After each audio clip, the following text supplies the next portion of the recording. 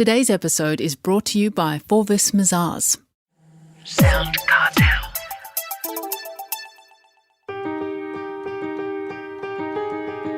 From SoundCartel, I'm Nicole Goodman, and this is Business Essentials Daily.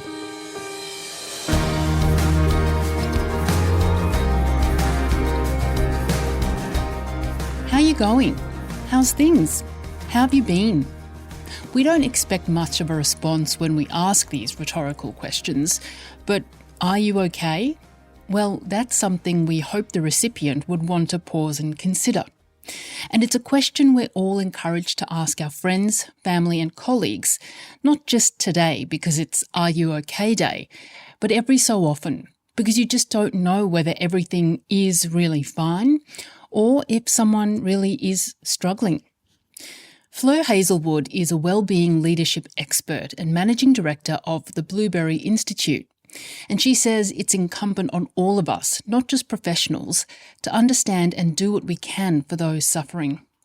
After all, as Fleur explains to Chris Ashmore, the increasing incidence of mental health in our society is alarming. Mental health has always been something that we've considered as an individual's problem, and because we don't tend to see it, we've got this out of sight, out of mind type of mentality. But the reality is that 1 in 5 people, or 20% of us at any one time right now, actually has a diagnosable mental illness. And then when we look around the world, we can see that we're seeing increasing levels of chronic stress. We're also seeing numbers in the reaches of 60 and 70% in terms of people reporting that they're experiencing burnout, and to the point where the World Health Organization has actually now classified burnout as an official syndrome. That was 2019. So while mental health issues aren't necessarily easy to see, they're actually more common and more prevalent than we would expect. And so definitely something that we need to get better and more proficient at managing. Those numbers are quite high, aren't they? And it's not so obvious if people in the office do suffer from mental health issues. How does anyone know if someone is suffering? So how we can tell the difference between, I guess, the everyday stressors that people might be experiencing versus a potential mental health issue is in 3 areas. One of the things that we know is when we're experiencing stress, we'll have a peak and we'll usually find that maybe someone's behaviour or emotions change in the lead up to a high pressure event. And then we'll notice or we'll see that sort of like they'll go back to the way that they would usually show up or present once the stressor's finished. How we can tell whether someone might be developing a mental health problem is when we notice that those behaviours and emotions of either elevation or withdrawal are holding for a period of time. So we're looking at some duration for this, to the point where what we're seeing as a change in someone's behaviour or emotions might be showing up as their new normal or the way that they now present themselves.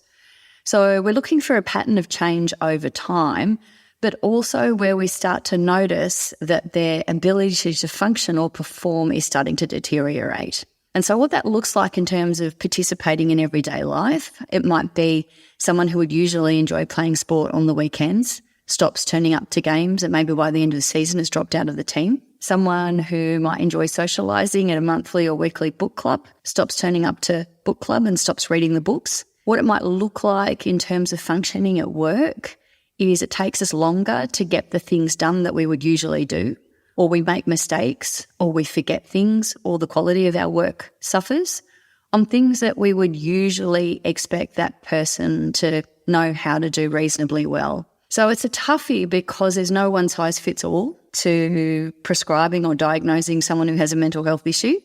But what we're looking for are changes in a person's behaviour and emotions over a period of time that is starting to affect their ability to participate and function. What can a business owner do then if they know that one of their staff members has a mental health issue or feeling depressed or whatever? Is there something they can do about it? Absolutely.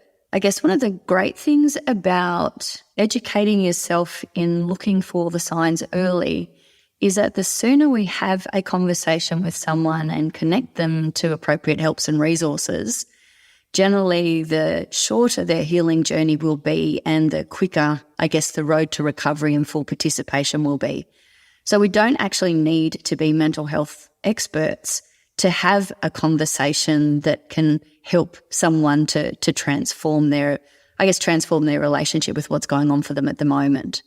And so simply asking someone, I've noticed that things aren't like your usual self at the moment. I'm concerned about you. How can we help you?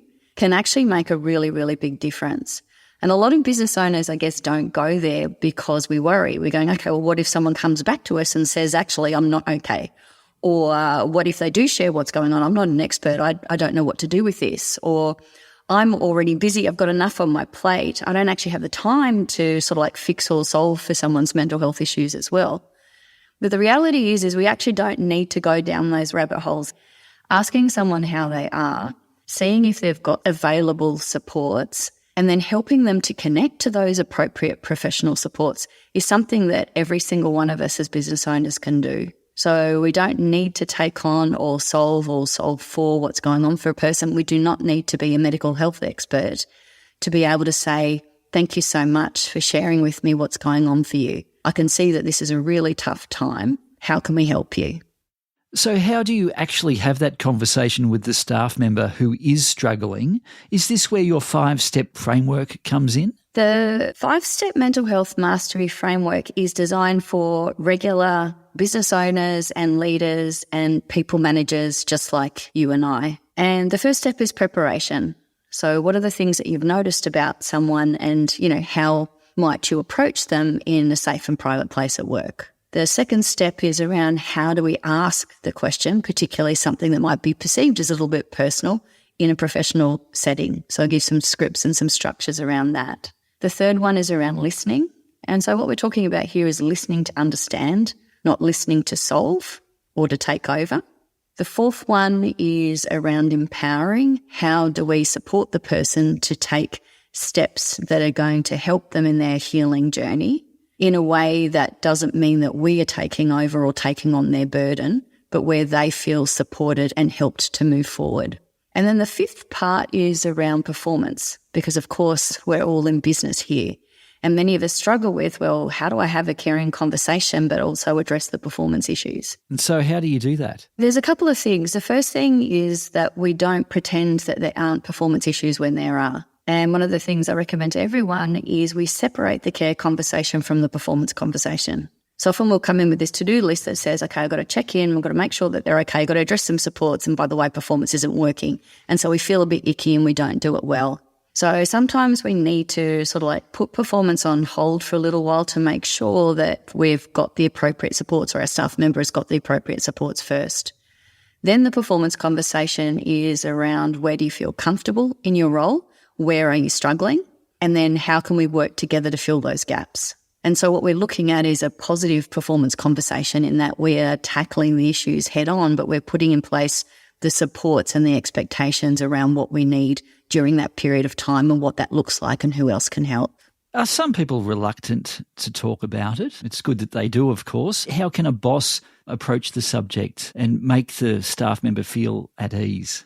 One of the things that's important to understand is we don't always know what people's history is or what kind of good, bad, poor, positive experiences they've had in the past. So there might be a whole bunch of reasons as to why someone might not feel comfortable or safe enough speaking. And if someone comes back to us and says, hey, I'm fine, nothing to see here, and we know that they are actually not tracking so well, one of the things that we can say is, hey, we have noticed that there are some changes. We are concerned about you.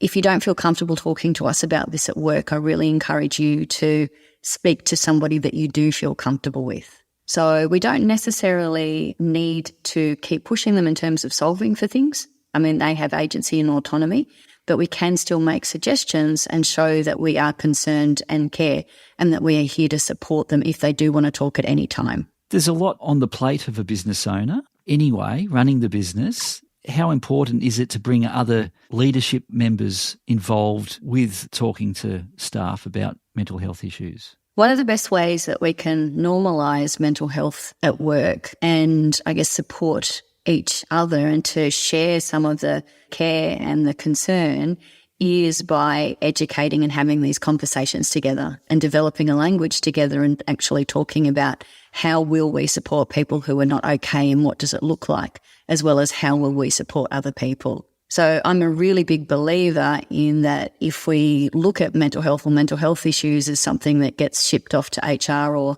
the HR consultant to deal with, things are only going to get worse rather than better. So having these conversations together as managers and leaders and responsible people across a business means that there's actually more people on the team to share in the support to recognise what's going on and actually to help people restabilise sooner rather than letting it spread into some kind of mental health crisis or performance crisis. That was Fleur Heazlewood, Managing Director of the Blueberry Institute.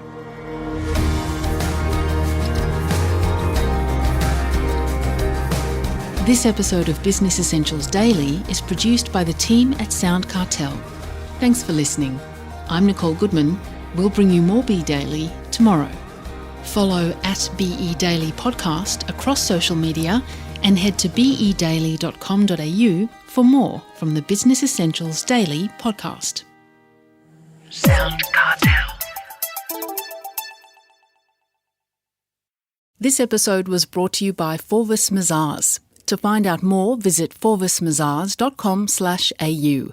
That's FORVISMAZARS.com/au.